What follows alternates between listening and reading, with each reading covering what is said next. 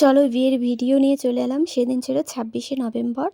তো ভিডিওটা দিতে অনেকটা লেট হয়ে গেল। তো সকাল সকাল ফ্রেশ হয়ে দিদির সাথে বেরিয়ে পড়লাম। তো আমার বোনও বলছিল কোথায় যাওয়া যায়, দিদিরাও বলছিল। তো ওরাও একটা গেস করছিল যে রামকৃষ্ণ আশ্রম আমাদের এখানে আছে, সেখানে যাওয়া যেতে পারে। তো আমিও বললাম যে সেখানে আমি ভিডিও করে ভালো হবে শ্যুট, তো চলো সেখানে যাওয়া যাক। তো সেখানে আসা হলো, ভিডিও করা হলো, প্রায় করতে করতেই 12টার মতন বেজে গেছিলো। তারপরে সোনা কাপড় পরতে ওকে চলে এসেছিলো। তো এসে ওকে কোনোরকম করে আমি শাড়িটা পরিয়ে দিলাম, ও রেডি হয়ে নিল। তো জাস্ট রেডি হয়ে বসা হলো। তো সোনা কাপড় চলছিল। তারপর সোনা কাপড় কমপ্লিট হয়ে যাওয়ার পর আমাদের যে হলুদ নিয়ে এত মস্তি, এত এনজয় করেছিলাম, সেই ক্লিপগুলো আমার ফোনে নেওয়াই হয়নি।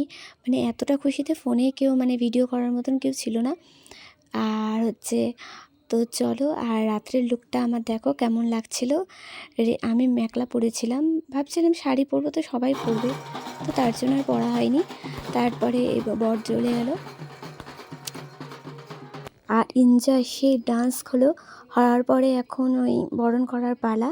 তো তারপরে আমার দিদিকে ধরার মতন পিঠি ধরার মতন কোনো দাদা ছিল না, দাদা ভাইটাই কেউই ছিল না।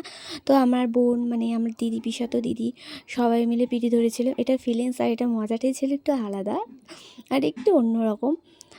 আর ভিডিওটা না মাকে দিয়েছিলাম, ভিডিওটা মা ভালো করে করতে পারেনি, ক্যামেরা কখন ঘুরে গেছে মাও বুঝেনি। তারপরে বিয়ে তো শুরু হয়ে গেল। এই শুরু বিয়ে সম্পূর্ণ হলো প্রায় 11:30টার পরে। তারপর ওদের ফটোশ্যুট চলছিল। তো সবার শেষে আমরা একসাথে খেতে বসে পড়েছিলাম।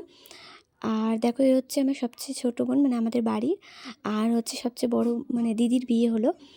আর ওরাও খেতে বসেছে, আমরা সবাই একসাথেই খেতে বসেছিলাম।